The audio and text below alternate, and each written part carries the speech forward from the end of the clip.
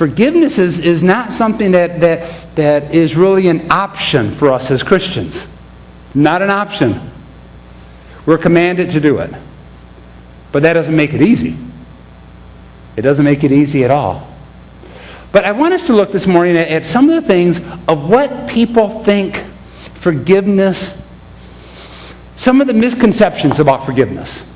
The first is, what's forgiveness, what's not? Forgiveness is not forgetting. Forgiveness is not forgetting. Regretfully, in my 42 years of my life, I can remember a lot of the times that people have harmed me, have wounded me. I can remember, regretfully, a lot of times where I have wounded somebody else. And forgiveness goes both ways. I need to learn to forgive others, but I also need to learn to forgive myself. I still remember those things. It's a fallacy when we say, forgive and forget. I don't know about you, but I think the only time I'm going to forget a lot of things is when I get Alzheimer's. You know? At that point, it's going to be gone. I'm not going to remember it. Well, Pastor, doesn't the Bible say, as far as the east is from the west, so too God removes our sins from us? So doesn't God totally forget our sins? Well, there's a sort of yes and a sort of no in that. Yes, He cleanses us. Yes, He cleans us. Yes, He forgives us our sins. Yes, God sort of forgives. And yet, aren't we still accountable for our sins? Accountable for the fact that God had to send His Son, Jesus Christ, to the cross to pay for our sins. The first fallacy is that when we buy into the idea, forgive and forget. The reality is, as I said, we don't forget until we get Alzheimer's. And then we start forgetting. Little cartoon here, little military one. The lady saying, you say that you forgive me, Tim, but I can't help feeling that you're still holding a grudge. And he's got all filed. The mistakes, his pet peeves, the gripes he has against his wife, the other mistakes, the blungos, the grievances, 1 and 2 volume. Are you like that at all? I am. I mean, Sue and I will get into it sometime, and after a little bit, she'll say, why are you bringing all that other stuff up? Well, because I tend to have some of these little file cabinets that I've sort of placed everything in, and at that opportune time, bam! You ever do that? Oh, come on. Some of you got to do that with me. I'm not the only one. Oh, yeah, point to your wife. You're bad. No dinner for you today. The reality is we do. We file things away, then we use them when we feel like it's going to be the opportune that we can put the other person down. The reality is we're called to forgive. And this is where the trick comes in and where the rubber meets the road. What forgiveness is not forgetting. Forgiveness is in the process of remembering. When you run into that person at the grocery store, when you see him at the bank, when you walk in on a Sunday morning to worship and you're walking down the hallway and you see each other and you remember that offense that person did to you, it's still to continue to forgive. So in the process of remembering, we're called to forgive. So forgiveness is not forgetting, but forgiveness is forgiving, releasing, letting go in the process of remembering. Y'all with me on that? That's a huge aspect of what forgiveness is not and what forgiveness is.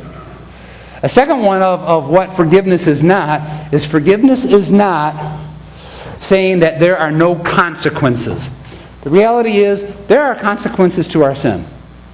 You play with fire, you get burned. You drink and drive, there's a consequence to that.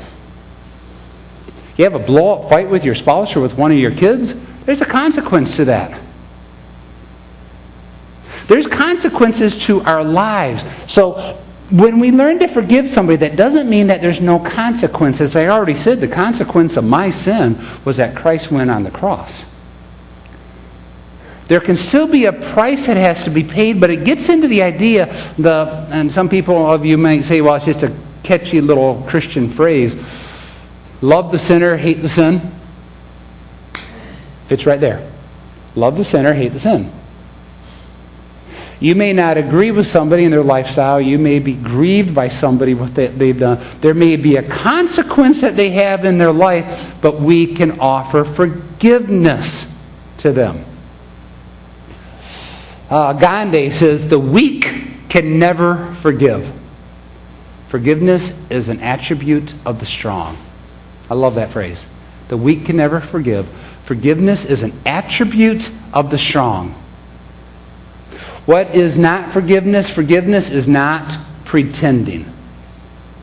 It's not pretending like everything is fine. It sort of goes in the idea that it's also that there's no consequences. Pretending or forgiveness is not pretending that everything is fine. In some respects, I think that's more of a weakness. What did Gandhi say? That forgiveness is strength. It's an attribute of the strong. It's not that pretending that you weren't wrong, but it's being able to stand in front of the person or stand with the person and to let them know that you were wrong, but not just, oh, like everything's just fine and dandy. Everything's rosy, but inside you're seething.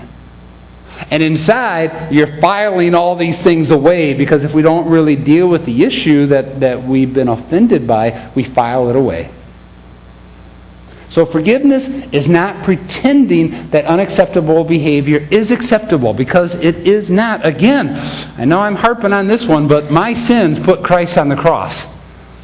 My sins were not acceptable, so there was a consequence there. There was no pretending there that God said, oh, Greg, you're just fine. No problem, you're fine. I love you, you're just fine. No, a price had to be paid, but forgiveness was given. Forgiveness also doesn't mean that we have finished grieving. Forgiving is a process. We're going to be looking at that shortly. Forgiving can be a process. It can take time within our life. And if we short-circuit the process, sometimes we don't actually walk through the forgiveness or take hold of the forgiveness for somebody else. So it doesn't mean that we're finished grieving. It doesn't mean that you no longer feel the pain of the grieving. Again, forgiveness is in your remembering, you forgive. So there's a process there within our life of forgiving. Martin Luther King said this: forgiveness is not an occasional act, it is a constant attitude. Isn't that one good? Forgiveness is not an occasional act. It is a constant attitude. I can imagine for Martin Luther King, with all that he went through before his murder took place, he was living that out. I can imagine after his murder took place that his wife and his children had to really take hold of this and understand what forgiveness actually meant within the faith journey of walk. Forgiveness.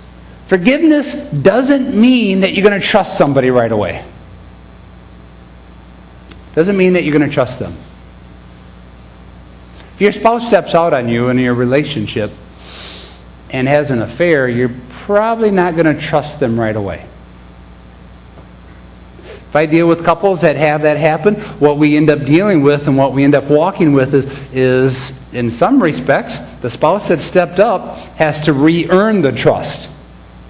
And it's like, honey, I'm going to lunch with so-and-so. Honey, or husband, I'm leaving work right now and I'll be home in 20 minutes. Husband or wife, there's the rebuilding the trust relationship.